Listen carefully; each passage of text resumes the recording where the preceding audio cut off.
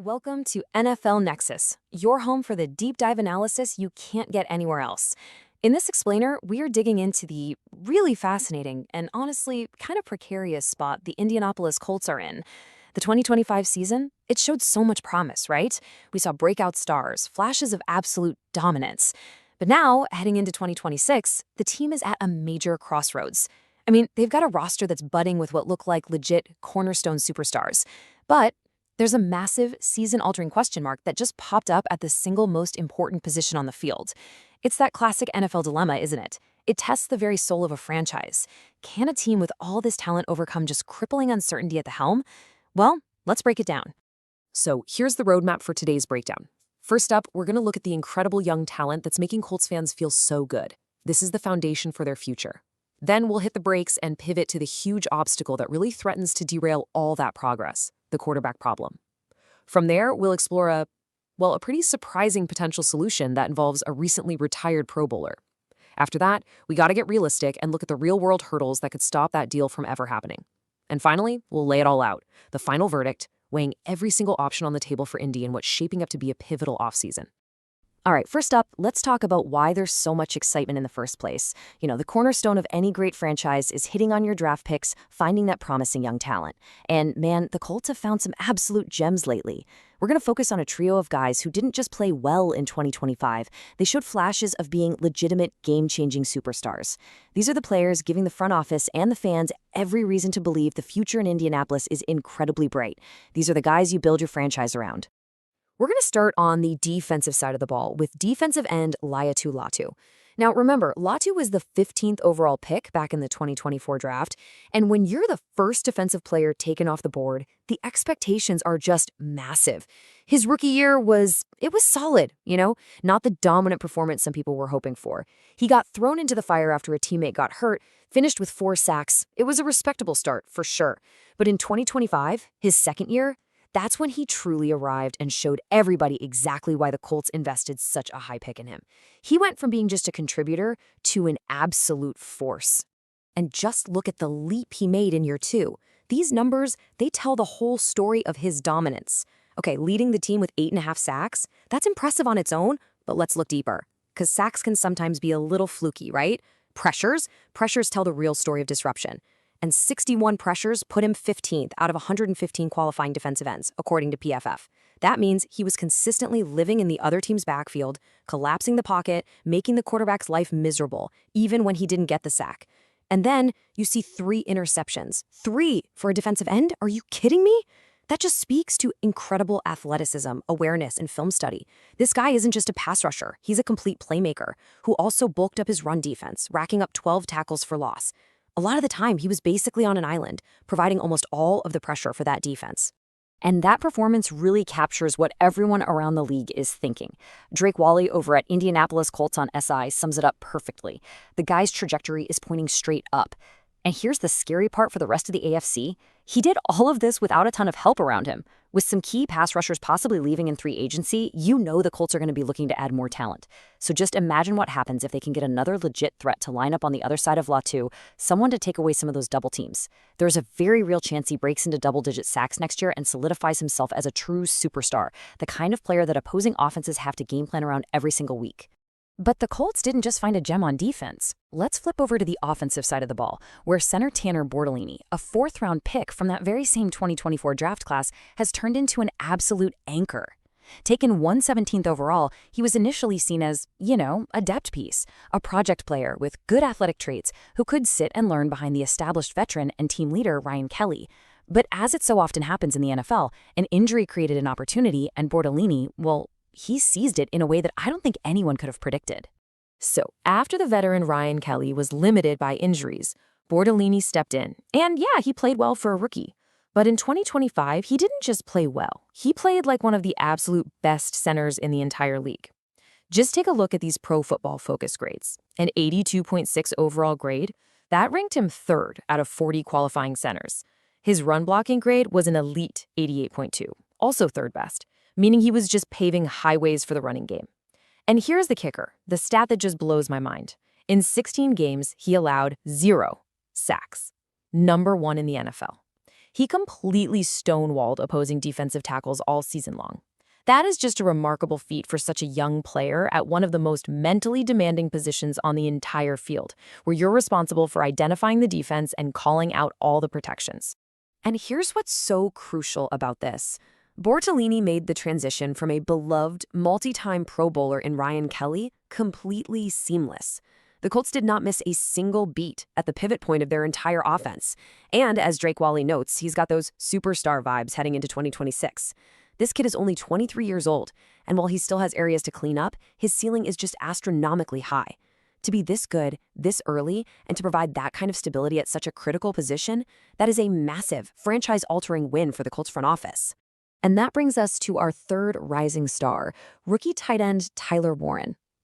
So if Latu and Bortolini were foundational pieces from the 2024 draft who needed about a year to really break out, Warren was the immediate, explosive impact player from the 2025 class.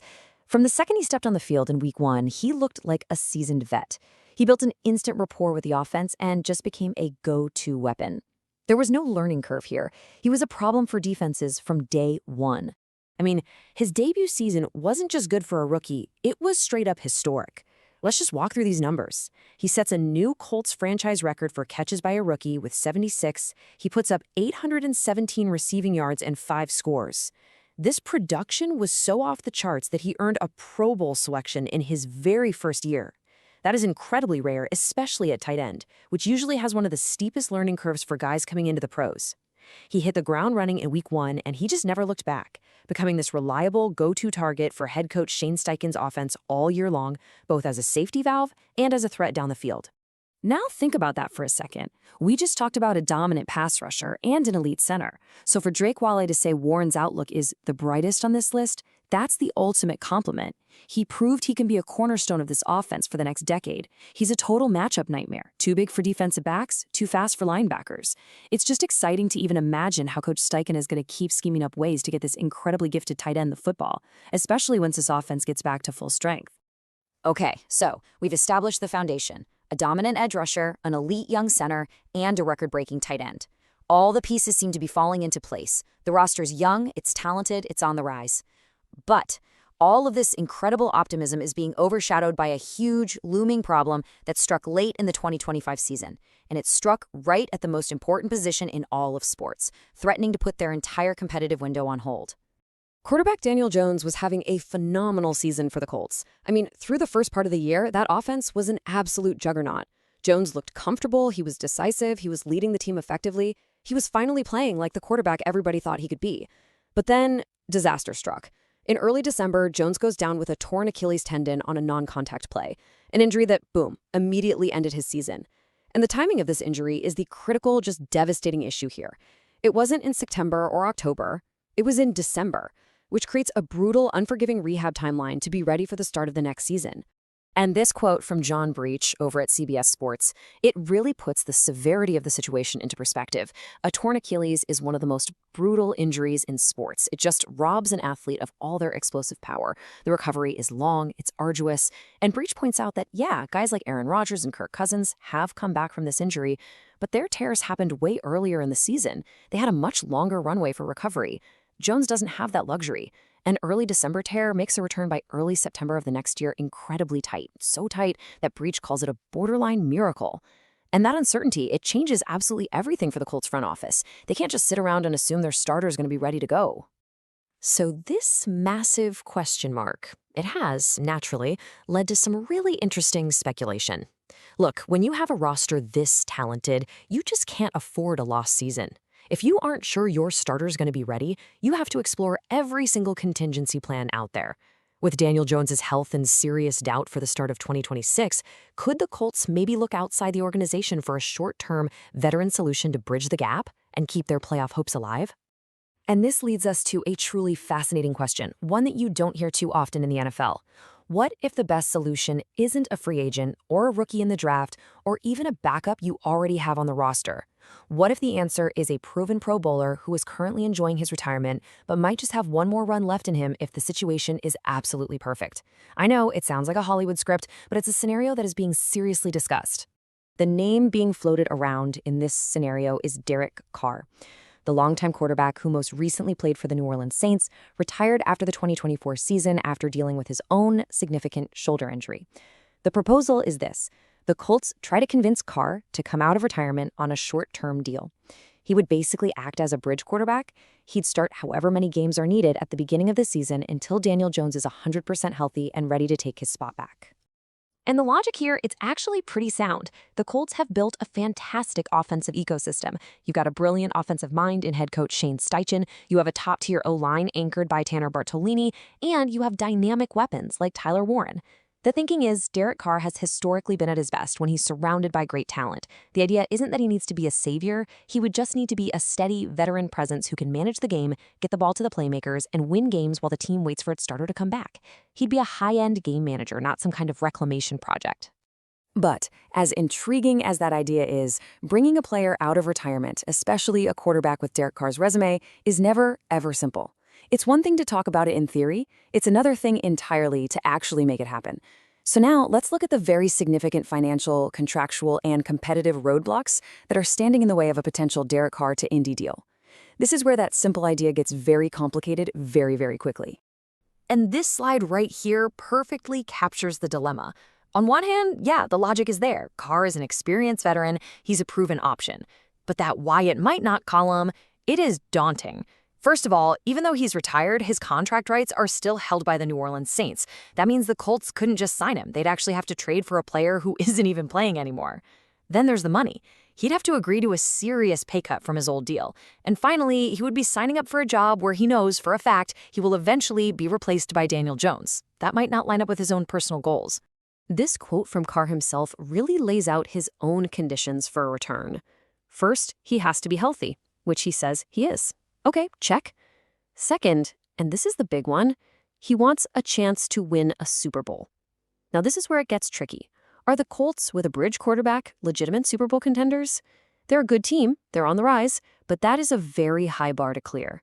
You also have to imagine that Carr would want to be the guy starting in that Super Bowl, not watching from the sideline after Jones comes back in the middle of the season.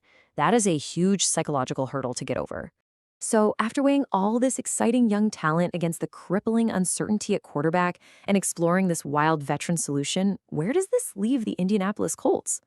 They are staring down an offseason where the decisions they make will have massive ripple effects for the 2026 season and probably well beyond. It really is a choice between trusting the process that built this great young roster or making a bold, risky move to try and salvage a single season. You know, when you really boil it all down, they have a few distinct paths they can take. Option A is the path of pure hope. You just cross your fingers, you trust the medical staff, and you pray that Daniel Jones's recovery is way ahead of schedule. Option B is you trust the guys you have in-house, the backups Anthony Richardson Sr. and Riley Leonard, to just hold down the fort. This saves your assets, but you risk starting the season off slow. Option C is that high-risk, high-reward play for retired Derek Carr, which is going to cost you draft picks and cap space. And finally, option D is the more conventional route. Find a less complicated veteran bridge QB like a Jacoby Brissett or a Tyrod Taylor on the open market. The reality is, none of these options are perfect. Every single one carries its own set of risks and rewards. And this leaves us with one final, really thought-provoking question that's going to define the Colts' entire offseason. Do they bet on that incredible young core we talked about, the Leitis, the Bortolinis, and the Warrens, believing that this team is good enough to survive a few games with a backup and still compete? Or do they feel that the window is opening right now and they absolutely have to gamble on a veteran's past glory to secure their immediate present? It's a true franchise-altering decision. So what do you think they should do? Let us know in the comments below. Thank you so much for watching this explainer from NFL Nexus. If you enjoyed this breakdown, be sure to like this video and subscribe to the channel for more content just like this. And hey, don't forget to help support the channel by purchasing our coloring books. They're perfect for children, grandchildren, and adults as well. You can access them through the link in the description or via the QR code you see on the screen. We'll see you next time.